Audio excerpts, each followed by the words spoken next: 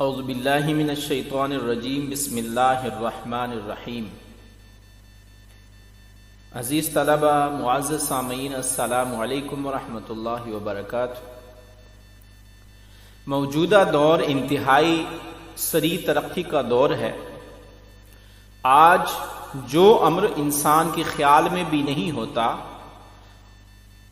کل وہ حقیقت کا روپ دھار چکا ہوتا ہے۔ جو ایجاد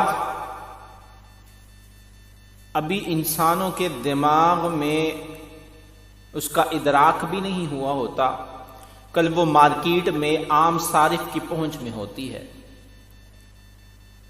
اس سے جہاں بہت سی سہولیات مہیا ہوتی ہیں، وہیں ان ایجادات کے منفی استعمالات کے بہت بھیانک نتائج بھی سامنے آتے ہیں۔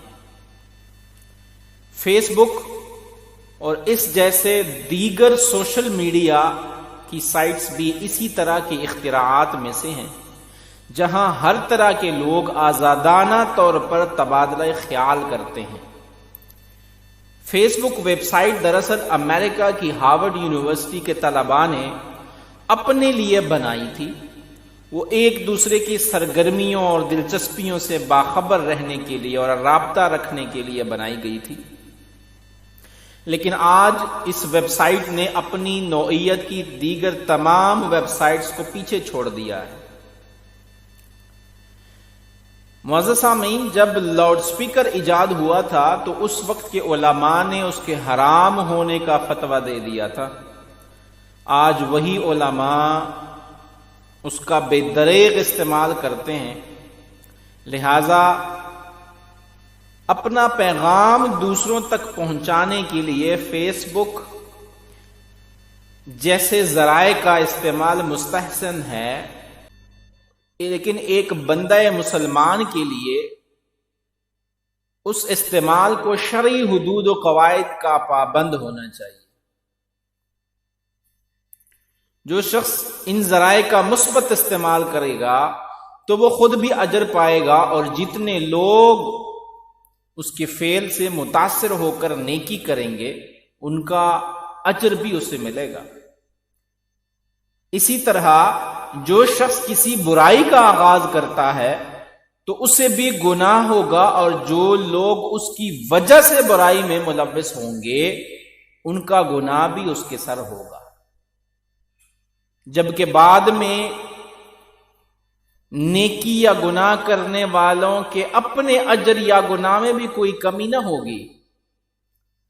حضرت جریر بن عبداللہ رضی اللہ عنہ سے مروی ہے کہ حضور اکرم صلی اللہ علیہ وسلم نے فرمایا، جامع ترمذی میں حدیث مبارکہ موجود ہے، جس نے کوئی اچھا طریقہ جاری کیا پھر اس پر عمل کیا گیا تو اس کے لیے اپنا ثواب بھی ہے، اور اسے عمل کرنے والے کے برابر ثواب بھی ملے گا، جبکہ ان کے ثواب میں کوئی کمی بھی نہ ہوگی۔